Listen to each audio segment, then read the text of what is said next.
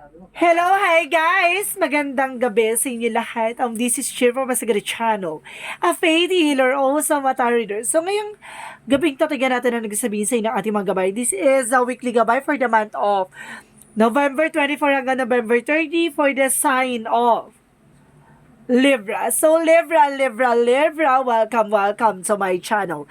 Ano kayang messages, advices, at spirit guides ang ating masasaga for today's video? Kano naman kayang energy or kaganapan sa buhay ng mga Libra signs ang ating mga hagilap? So, guys, this reading is a general reading lamang, hindi lahat makaka-resonate. Kunin lamang po makaka-relate sa inyo and comment down below kung kaninong energy ang ating nasagop. And of course, maraming salamat po sa mga walang sampung suporta sa aking channel. Lalong-lalo na hindi nag-escape ng ads. Naway pagpalain po kayo ng Diyos at may kapal siksik digdig na umapaw man balik sa inyong biyaya. So guys, kumapit ka dahil ito na mensahe sa'yo ng ating mga gabay.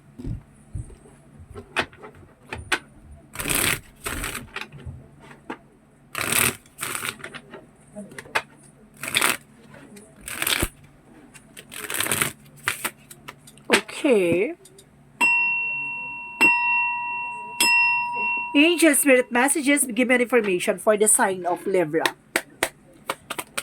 Oh my God, there's a fair fight by the Five of Swords. So, ibig sabihin dito may patas na laban, no? At ang sinasabi talaga sa ito, magkakaroon ka ng kaugnayan sa eksena na yan.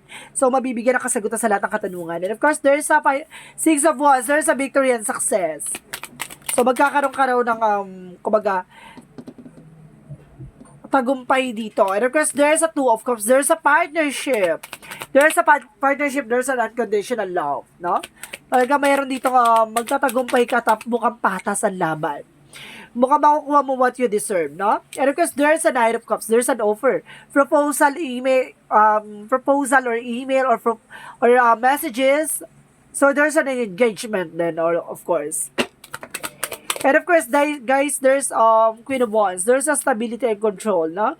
Kumbaga, kailangan there's a confidence. Kailangan mayroon kang confident dito, no? Naalisin mo yung takot at pangamba mo. And of course, there's Knight of Wands. So, ibig sabihin dito na Knight of Wands, na kailangan na slow and steady, panatiling kalmado, no? Hindi kailangan maging padalas-dalas. Kailangan control mo yung emotions mo. So, let's see what is a Five of Swords in reverse. And of course, there's a Justice card. So, ibig sabihin dito may hustisya, no? There's a fair fight and justice will be served, no? Talagang mayroong patas na laban dito. No, hindi talaga siya papaluste. Meron talaga patas na laban dito. So, what is the Six of Swords? Six of Wands. So, there's a Six of Swords. So, meron talaga transition that brings you a victory and success, no? Talagang there's tagumpay talaga. So, let's see what is the Two of Cups. And of course, there's a Queen of Cups. There's a healing. So, pagdating sa relationship, pagdating sa partnership, magkakaroon ka raw ng ano dito.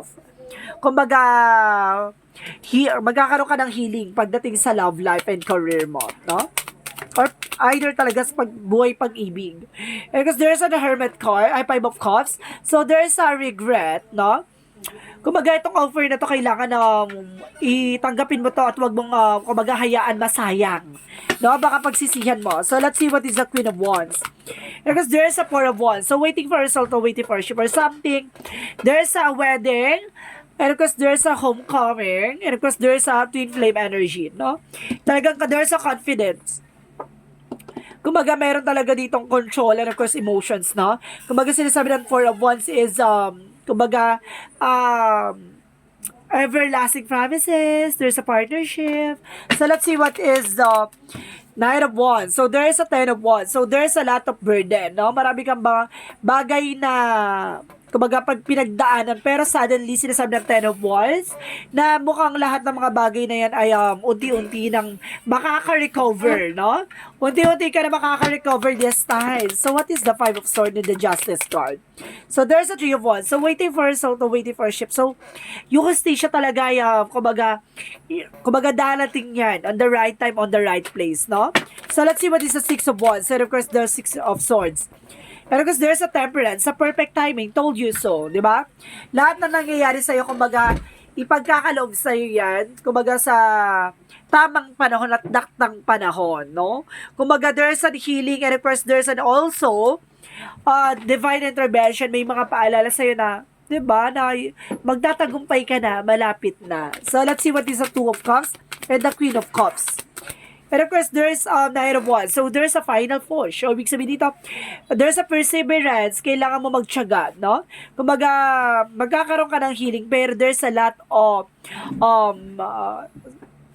blockages na kailangan mo pagdaanan, no? Maraming mga pagsubok or something challenges no, or obstacles na kumbaga napakalapit mo na. Sa dami mong pinagdaanan na yan, ngayon ka pa ba susuko?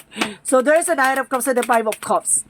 Because there's an Ace of Cups. So, there's a new offer, new love life, and new romance. So, ibig sabihin, insider yung kapag may asawa ka, maaaring mukhang babalik ang kilig at tamis ng pag-ibig. Kapag separation, kumbaga may darating na bago at mukhang may darating na bagong pag-ibig, no? And of course, pagdating sa single, kumbaga magkakaroon ka ng bagong love life. So, let's see what is the Queen of Wands and of course, the Four of Wands. And of course, there is a Queen of Swords. There is a bigger picture. So, ibig sabihin dito, kumbaga ngayon natatanaw mo na kumbaga, makakatagpo ka na at matatagpuan mo na yung taong para sa'yo, no? Magdadala sa'yo ng control and stability. Itong tao na to yung magpapabago ng eksena mo. So, let's see what is the Knight of Wands and the Ten of Wands. So, and of course, there's the Wheel of Fortune. There's a good luck. Wow! May swerte nang papasok sa'yo dito. Na kumbaga, alam nyo guys, yung dami mong pinagdaanan sa buhay. Ang dami mong trials, obstacles, challenges. Kumbaga, at the end of the time, kumbaga, magiging kwento na lang pala siya. Kumbaga, akala mo, hindi na babago, hindi ka umuusad. Suddenly, kumbaga, mabagal lang, no? Mabagal lang yung pag-angat mo, pero sinasabi ko sa'yo, slow and steady talaga. Kumbaga, slowly but surely. Talagang ipapanalo mo tong laban na to. Hindi lang siya for finances, for love, life, and career, and health. Diba? So, let's see what is the outcome. Let's see what is the outcome. And outcome is the Two of Wands. So, there is a decision. So, there is a two-path. So, ibig sabihin dito, tignan mo yung both side of situation, no? Kailangan tignan mo yung lighter side of your situation kung ano yung magiging possibilities or yung magiging cause and effect, no? So, let's see what is additional messages. And of course, there's a Seven of Wands. You are also protected, no? Kumbaga, pinaprotektahan ka at pinapangalagaan ka. And of course, kailangan mo proteksyonan yung grounds mo. Even your territory. Additional messages. And of course, there's a King of Pentacles. So, sinasabi ng King of Pentacles dito, there's a security and practicality. So, ibig sabihin, kailangan proteksyonan mo at pangalagaan mo ang finances mo. Kailangan maging wise ka, maging matalino ka kung paano mo pangahawakan yung finances. So, let's see what is additional messages. There's a Hermit card. There's a soul searching. So, ito ay magbibigay sa ng kaliwanagan about sa spiritual. So, gagawin mo raw sentro si God sa mga decision mo, sa lahat ng plano mo. Kumaga, sinasabi, gagaranti sa'yo dito na magsasuccess ka at the end of the time. And of course, guys, there's a Two of Swords. There's a decision that you need to make, no? Kumbaga, may mga decisions ka dito, pero at the end of the time, kailangan mo mag-decision pa rin. Diba? Because there's a power of the deck, there's a Nine of Pentacles. So, there's a blossoming abundance. And of course, there's kumbaga, unexpected financial windfall, no? So, let's see what is the Love Oracle card.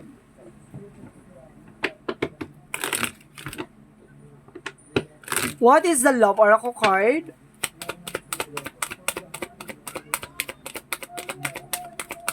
And I guess there's a healing heart. So, talagang pagagalingin na sugat ng nakaraan. And I guess parang there's a freedom from toxic relationship or something, healing for heartbreak. And I guess there is a passion. So, ibig sabihin dito, having fun, no? Enjoy yourself from the fullest. And I guess there's a Cupid arrow. So, ibig sabihin dito, there's a have faith, love is coming. And of course, there's a hand of the card. So, ibig sabihin dito, take a chance and there's a risk. So, ibig sabihin, kailangan mong sumugal. No? Kung para sa'yo, no? Ilaban mo. So, let's see what is the Yin and Yang Oracle card. Oh my God. Nalaglag yung cards. Just wait for a while. Okay. Thank you very much.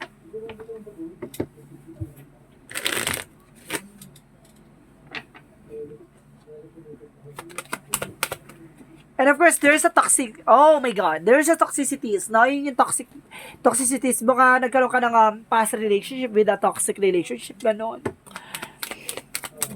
And of course, there's a offer. Wow! There's an offer and of course, there's a garden. So, itong offer na to ay talagang pinangangalaga ng Angel Spirit na para sa'yo talaga, no? So, let's see what is the fairy magical messages for you. There's a children. Some of you may mga anak ka na, no? And of course, there's a admit your true feeling to yourself, no?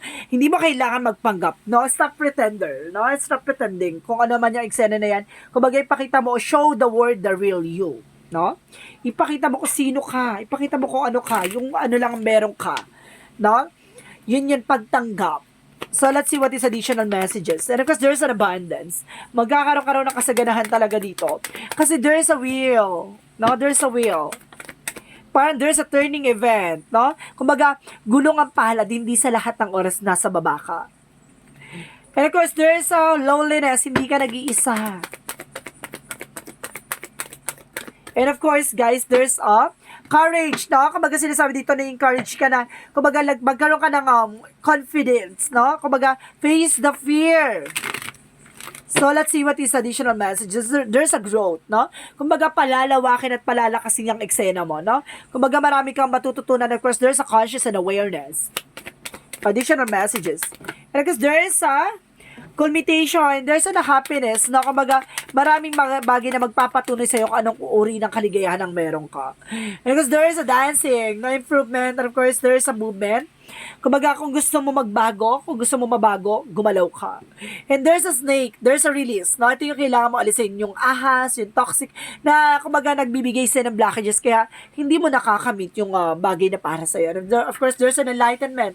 Nagkakaroon ka ng kaliwanagan dito, no? Unti-unti. So, let's see what is the Monsology. Let's see what is the Monsology. The energy is gaining momentum. So, nandun ka na sa exciting part, no? Kumbaga, paganda yung eksena mo. And of course, there's a balance in spiritual and practicality. So, yung sinasabi, kailangan mo maging balance, no?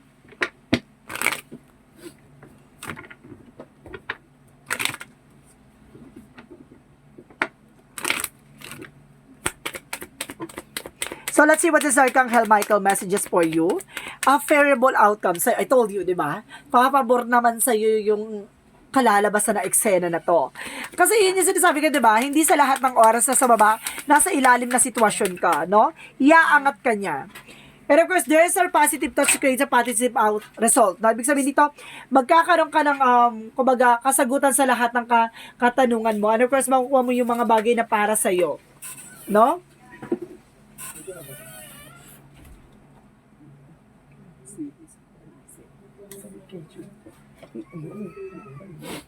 And of course, believe and trust, no? Maniwala at magtiwala ka, no? Maniwala at magtiwala ka ng mga bagay na para sa'yo. Darating yan, on the right time. Kaya yung sinasabi ka, diba? Hindi sa lahat ng oras nasa baba ka. Darating yung pagkakataon na iangat ka kasi kumaga the wheel of fortune is a favorable outcome at nasa sa'yo ang eksena to at suswertihin ka this time. Diba? So, let's see what is the energy. Door to the spirit. See? Kumbaga, kailangan mo lang muna lumapit sa ating gabay. Kailangan mo lumapit sa ating Panginoon, sa ating mga angel spirit rather sa universe, no? Nang sa ganun, matulungan kang mailagay sa tamang landasin. And of course, there's a journey.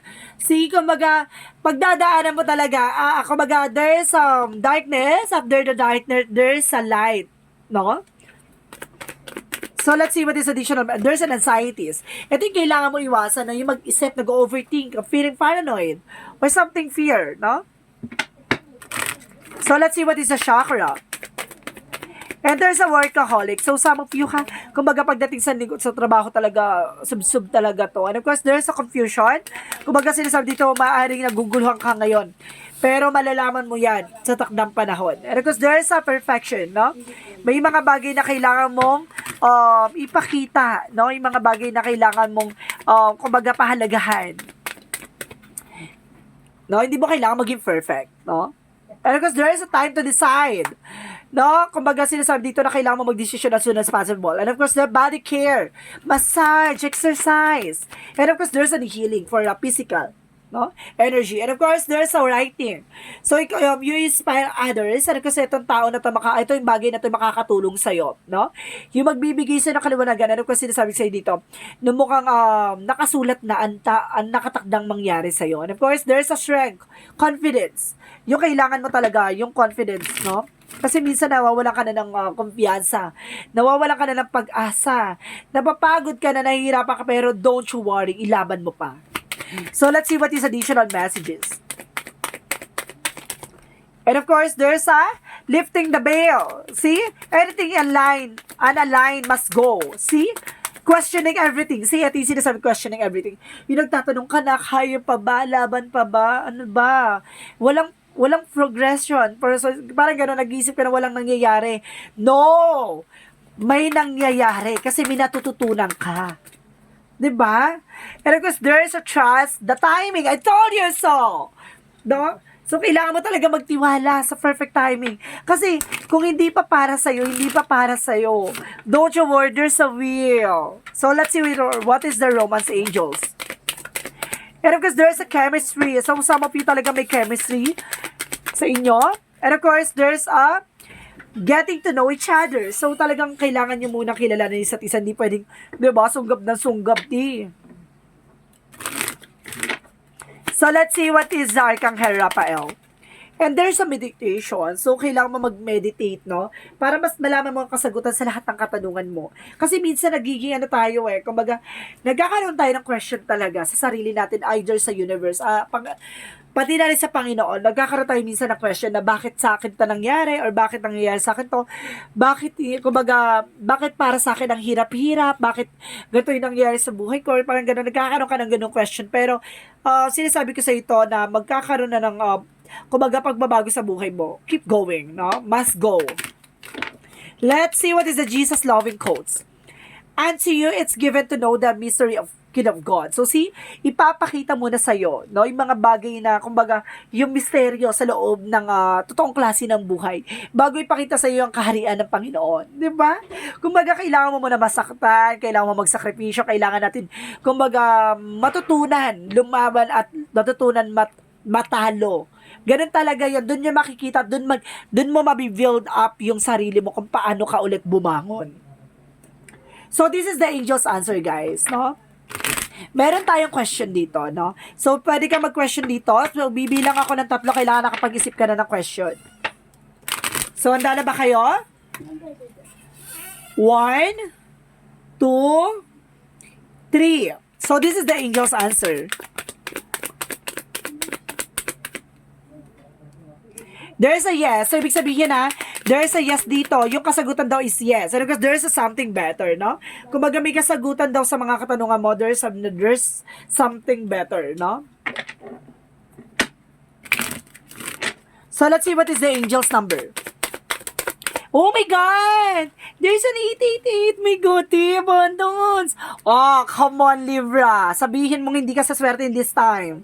So, sinasabi dito, as you focus on all the wonderful things that surrounds you, you're clearing the path for more positive energy to flow into all areas of your life and creating a place of abundance. See? Ang kasaganahan talaga, dadalo yan, depende yan sa'yo. Kaya sinasabi sa'yo dito, iwas ka na sa negative. Mag-cleansing ka, dead ka sa nega. Pag nega yung kasama mo, nega yung kaibigan mo, gigigil tayo. Charis. Kumbaga, tigilan mo sila. Kumbaga, dead ma. Sabihin mo sa mga kaibigan mo na pag negative, tigil-tigilan nyo ako ng ganyan, ang gigigil ako sa inyo. Ganon.